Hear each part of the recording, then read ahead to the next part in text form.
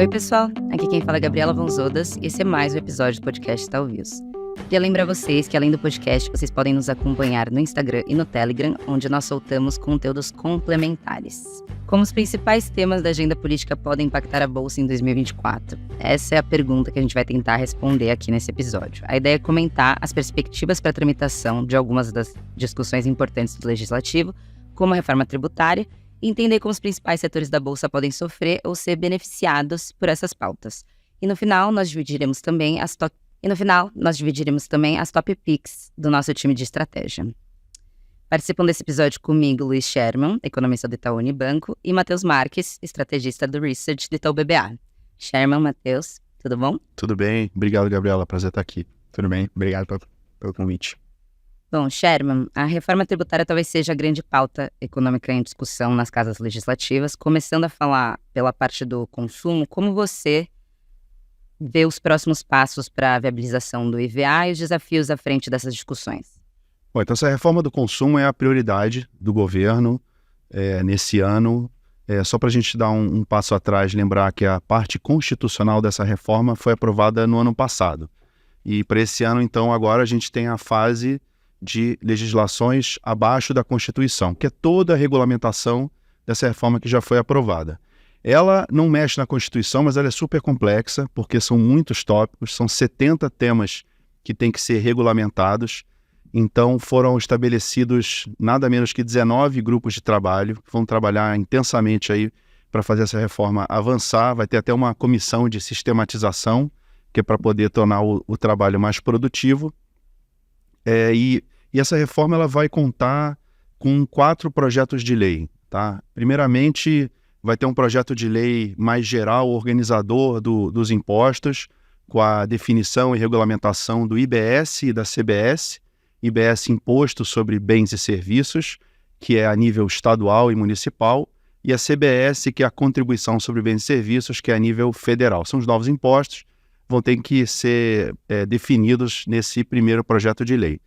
O segundo projeto de lei vai ser o projeto para definir esse comitê gestor do IBS. Você imagina administrar esse imposto em 27 estados, certamente vão ter muitos tópicos a serem decididos, muita confusão, muito contencioso, então vai ser preciso ter esse comitê funcionando bem, e o segundo projeto de lei ele vai tocar nesse tema. O terceiro projeto de lei é um projeto sobre o imposto seletivo, que são os impostos que vão tratar de bens que são prejudiciais à saúde ou ao meio ambiente. E vai ter também um quarto projeto que não estava previsto inicialmente, mas que agora está sendo decidido entrar, que vai tratar especificamente de como resolver os contenciosos. Então, assim, é bastante coisa. E aí a gente se pergunta qual é a chance de aprovação, quanto tempo vai demorar.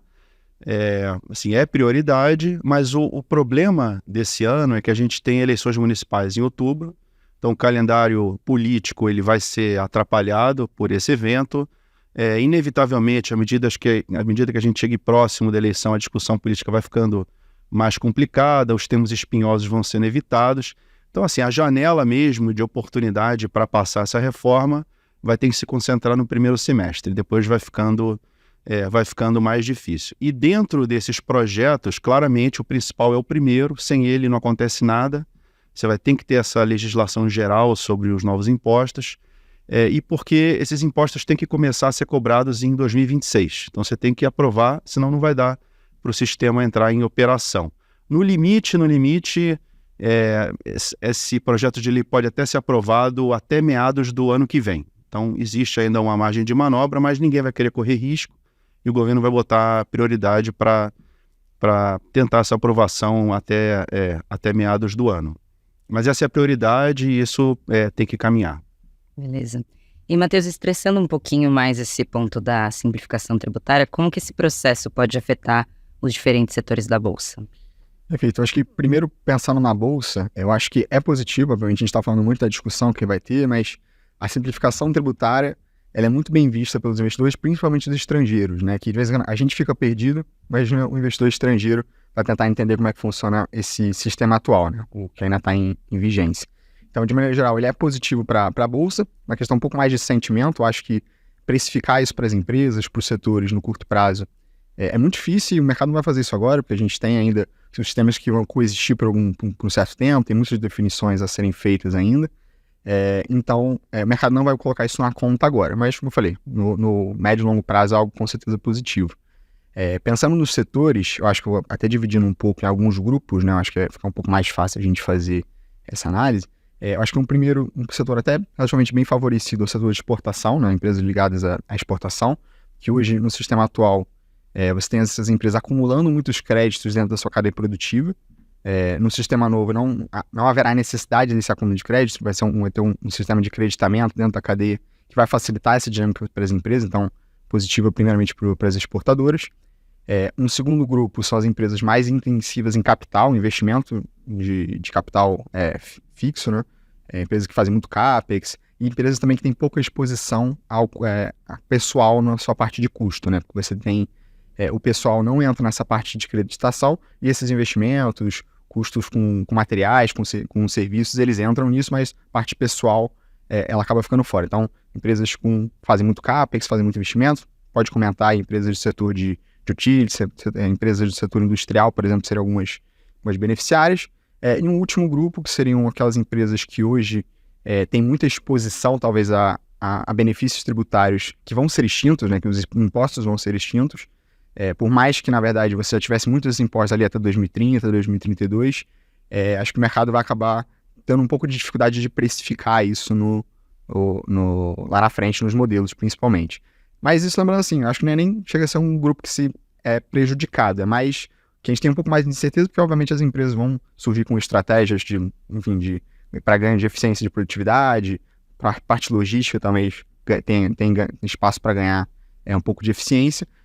E tem um outro ponto também que as empresas que vendem direto para o consumidor final, né? Então você acaba tendo uma incerteza, como você vai dizer, haverá necessidade de repasse de preço, por exemplo, se alguns setores conseguem ou não repassar preço, mas como eu falei, isso acho que é um ponto que a gente vai conseguir abordar um pouco depois, e até como o Sherman bem mencionou, a gente tem muitas coisas indefinidas, então custo seletivo, por exemplo, é uma coisa que acaba pegando muito em alguns produtos, em alguns setores específicos, a gente não tem muita visibilidade ainda, mas acho que esse ano a gente vai começar a ter um pouco mais de clareza nesse sentido. Show. E Sherman, falando agora sobre a reforma da renda, como que você vê a implementação de potenciais mudanças no JCP, dividendos e imposto de renda sobre pessoa jurídica? Então, essa é outra reforma. E qual é a ideia, assim, por trás dessa reforma? É fazer mudanças no JCP e taxar dividendos, o que aumentaria a arrecadação do governo, mas criar também uma compensação através de redução no imposto de renda pessoa jurídica. Essa é a ideia da reforma. A gente não sabe, o projeto ainda não foi enviado, há uma expectativa de que seja enviado, existe um prazo de 90 dias, então até março o governo deve enviar, e existe uma dúvida de será que vai ser neutro ou não, essa compensação vai ser total ou não. Mas a nossa leitura do Congresso é que mesmo que a proposta do governo seja enviada com uma alíquota para aumentar a arrecadação em termos líquidos, o Congresso, especialmente o Senado, tenderia a tentar trabalhar para compensar e evitar que ocorra um aumento de carga. Então vai ter talvez uma contraposição, uma tentativa de aumento de carga, e o Congresso trabalhar para evitar que ocorra um aumento pelo menos grande na carga tributária. Em relação à chance de aprovação, o mesmo problema que acontece com a reforma tributária do consumo acontece com a da renda também. É um ano mais curto por causa das eleições, e eu diria que a prioridade dessa reforma da renda é secundária em comparação com a reforma do consumo. Então é uma prioridade sim, mas ela fica em segundo plano, pelo menos a princípio. Existe também alguns detalhes de que esse prazo para o envio de 90 dias ele não tem uma sanção. Então é possível que o governo atrase esse envio, ou é possível também até que ele envie uma proposta parcial. Mas, levando em consideração todos esses aspectos, nos parece que o mais provável que essa reforma seja realmente avançada pelo Congresso no ano que vem, e menos do que nesse ano. Beleza. Matheus, essas discussões devem impactar a forma como as empresas dividem os seus lucros e os seus resultados? E o que a gente deve esperar de impacto na atratividade das empresas de valor que costumam dividir mais os seus lucros com os acionistas? Perfeito, eu acho que, como o Cham mencionou, a gente tem muito dessa, entender como é que vai ser se haverá essa neutralidade, né? Se, do ponto de vista fiscal, vai ter um aumento. Eu acho que a gente entende que no âmbito macro isso faz muita diferença, obviamente para sentimento de bolsa também, entender como é que vai ficar a questão fiscal, mas é natural que você tenha impactos diferentes dentro dos setores, dentro das empresas, né? Eu acho que a principal pergunta que o pessoal faz as empresas de valor e as empresas de crescimento, né? São como se fossem duas coisas completamente opostas, né? Então, empresas de valor que dividem seus lucros, têm payouts muito elevados, realmente pode haver uma queda na atratividade, né, dessas empresas do ponto de vista do acionista, né? Mas, ao mesmo tempo, a gente entende que essa empresa tem possibilidade de, enfim, programa de recompra de ações, por exemplo, uma maneira de alocar capital de maneira um pouco mais eficiente, que não entraria nessa tributação de dividendos, ou até uma mudança na estrutura de capital das companhias, seria uma alternativa também, depende muito de como vai ficar essa balança de redução de potencial alíquota com tributação de dividendos, fim de JCP, então são pontos que a gente, regulamentação do JCP, então acho que são pontos que a gente tem que olhar quando tiver um pouco mais bem definido, tiver essa continha um pouco mais fechada. Na outra ponta, as empresas de crescimento, se elas pagarem menos imposto sobre o lucro, com certeza faz sentido, né? É interessante para essas empresas. Acho que um ponto que é só importante, como eu falei, as pessoas olham como se fossem duas coisas completamente opostas, não necessariamente opostas, mas coisas bem divididas, né? Mas sempre tem algumas empresas no meio que elas conseguem gerar rentabilidade, conseguem gerar caixa, gerar lucro nas atividades atuais, mas elas não distribuem esses proventos, esses lucros, porque elas veem oportunidade de investimento, né? Então, são temos até uns casos dentro do portfólio, vou deixar um pouquinho mais para o final, mas que são empresas que a gente consegue ver essa possibilidade, né? Que podem se beneficiar talvez de um imposto um pouco menor no lucro, mas que pelo fato de elas não pagarem tanto dividendo e conseguirem reinvestir esse lucro, esse caixa, a taxas de retorno elevadas, elas talvez fiquem com ganhadoras relativas assim, nesse ponto. E uma última questão, acho que o timing dessa reforma, da discussão dessa reforma é muito importante também, porque se você não aprovar esse ano, aprovar só no ano que vem, só passa a valer a partir de 26, né? Então você, na verdade, dá um ano a mais aí para as empresas ou pagar no dividendo extraordinário dentro da regra antiga, ou fazer alguma mudança de estrutura de capital, como eu mencionei. Então, acho que observar o timing é bem interessante aí pro impacto que a gente vai ter na Bolsa. Agora, Sherman, um tema que gerou muita polêmica no ano passado foram as taxações de compras no exterior, em especial visando a forte penetração aí dos e-commerces chineses. Como que você vê a evolução dessa questão hoje? Essa questão realmente estava muito quente antes, mas deu uma bela esfriada. O programa do governo Remessa Conforme tem tido êxito. Então, a gente teve aí a adesão muito grande das plataformas a esse programa. E a dinâmica tem sido favorável para o que o governo e as empresas estavam esperando. Então, por exemplo, as importações abaixo dos $50 se reduziram. As reclamações das empresas varejistas também tiveram alguma redução depois da implementação do Remessa Conforme. E o próprio governo tem arrecadado mais impostos pelos estados depois da implementação desse programa. Então, assim, depois de muita polêmica nesse início, o que a gente está entendendo é que a chance desse tema voltar com força no curto prazo se reduziu bastante. Beleza. Eu queria trazer uma pergunta para vocês dois agora. Matheus, o quanto essas discussões que a gente trouxe até aqui pesam na hora de montar uma estratégia de investimento? E essas discussões micros acabam sendo uma premissa realmente relevante ou não pesam tanto quanto os fatores mais macro? E, Sherman, quanto esses temas acabam impactando também a construção do nosso cenário macro, principalmente olhando para o fiscal? Então, do nosso lado, a nossa cabeça hoje para Brasil, para alocação em Bolsa em Brasil, ela é realmente um pouco mais para tentar absorver o ciclo de queda de juros, a retomada de crescimento de lucro também das empresas, mas essas questões micros acabam impactando um pouco mais no stock picking do que necessariamente nos setores, nos temas que a gente gosta de estar exposto, né? Obviamente, dentro de um determinado setor, se a gente entende que determinada empresa tem muita exposição a essa questão tributária, a gente pode, dentro do setor, buscar um player um pouco menos exposto. Ou, como eu mencionei, uma empresa que talvez pague muito dividendo, a gente gosta de um setor, mas tem determinadas empresas que pagam muito dividendo. Talvez a gente busque esses nomes que têm mais oportunidade de reinvestimento, por exemplo. Então, eu acho que é um pouco mais de stock picking do que necessariamente nas teses, nas ideias que a gente tem para a nossa alocação para Brasil.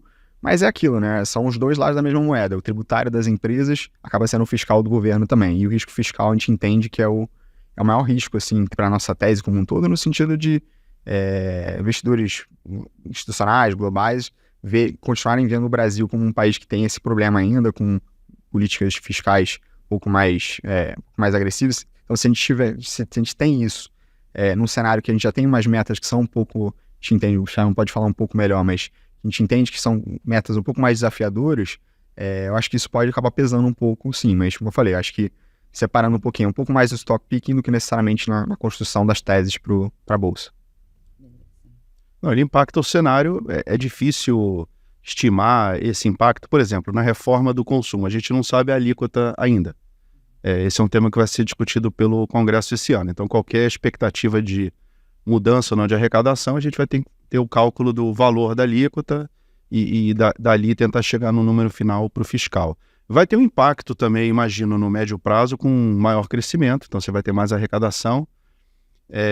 Agora, o impacto no crescimento ele é muito gradual, espaçado no tempo, vai começar lá na frente, vai durar muito tempo, então ninguém consegue realmente colocar nos números um impacto positivo de arrecadação que venha daí, pelo fato de ser tão extenso e a gente não sabe exatamente quando que começa a impactar. E no caso da reforma da renda, assim, para o nosso cenário fiscal de 2024, a gente não colocou nos números uma aprovação ali que cause um aumento de arrecadação. Então, o nosso número de resultado primário, um déficit de menos 0,8% do PIB para 2024, ele não assume que você vai passar mudanças em JCP, dividendos e imposto de renda. Então, se passar e tiver algum impacto positivo na arrecadação, a gente tem que mudar ali a nossa projeção. Para fechar, Matheus, eu queria que você compartilhasse com a gente quais são as top picks da cobertura de vocês e quais são os principais temas e pautas que têm sustentado essas teses. Perfeito. A gente gosta de olhar os principais temas e pautas, eu acho que de maneira bem dividida, né? A gente tem 5 temas que a gente gosta, cada um desses temas a gente tem 2 top picks, digamos assim. Eu vou entrar depois um pouco mais no detalhe das que eu mencionei, então nessa dinâmica uma dinâmica mais favorável para esse cenário. Então, o primeiro tema seriam bond proxies com valuation atrativo, com TIRs acima de 2 dígitos, né? Então a gente pode falar do setor de utilities, setor de shopping, setor de portos, por exemplo, setores mais ligados à infraestrutura, que aí as nossas top picks são Sabesp, Equatorial e Sabesp, nessa ordem. O segundo tema é cíclicos de qualidade, né? Então, empresas domésticas e financeiras de qualidade que vão se beneficiar desse momento de retomada de lucros, de queda de juros, e a gente pode destacar Vivara e Localiza. O terceiro tema são histórias seculares com oportunidade de reinvestimento, que são empresas que não são tão ligadas talvez ao ciclo econômico no curto prazo, mas se beneficiam de tendências seculares, então setor de saúde, setor de serviços, por exemplo, e a gente pode mencionar tanto o GPS quanto Ipera, que a gente tem como top picks. O quarto tema são beneficiários do agronegócio, que a gente olha tanto para os beneficiários diretos e indiretos, mas como top picks a gente olha um pouco para a Randon, que fica um pouco na parte logística, infraestrutura de transporte do país, e a gente gosta de olhar também para Banco do Brasil, que fica um pouco no call bem do financiamento, como é que funciona o financiamento para esse setor. E o último tema, né, a gente está em Brasil, a gente acaba falando de commodities, né? Então a gente tem 2 commodities ali, Prio e Suzano, que a gente entende que estão negociando valuations atrativos e que compõem aí nossa lista de top picks. Só para mencionar bem rapidinho as 3 empresas que eu entendo que entram nessa dinâmica de empresas que já conseguem gerar lucro, já conseguem gerar caixa, mas vem boas oportunidades de investimento, eu mencionaria Equatorial, que é uma empresa que tem uma execução muito boa, tem um histórico muito bom de execução, entrou em muitas concessões nos últimos anos, fez processos de turnaround bem efetivos, muito investimento e muito retorno também, muita geração de valor para o seu acionista. Segundo, eu colocaria a GPS como um call aí que é a empresa que ela já cresce organicamente aí por volta de 10% ao ano, mas também tem uma agenda de M&A muito forte que possibilita ela crescer ali mais 10%, 15% por ano, então está sempre buscando oportunidade de investimento, mas, como eu falei, já é bastante rentável, já consegue crescer organicamente. E por último seria a Vivara, no setor de varejo, uma empresa que tem pouca exposição a alguns benefícios fiscais que a gente mencionou aqui, e na verdade tem um plano de expansão muito forte com a marca Life, além da própria marca Vivara, então é uma empresa também que a gente vê gerando valor para o acionista no médio e longo prazo, então aí dentro da nossa carteira. Beleza. Bom, então é isso. Queria agradecer as presenças. Muito obrigada por toparem o convite. Eu espero que o papo tenha ajudado vocês a entenderem quais discussões políticas a gente tem que ficar de olho para investir na Bolsa nesse ano de 2024. Matheus, Sherman, muito obrigada. Obrigado a você. Obrigado, Gabi. Obrigado, Sherman.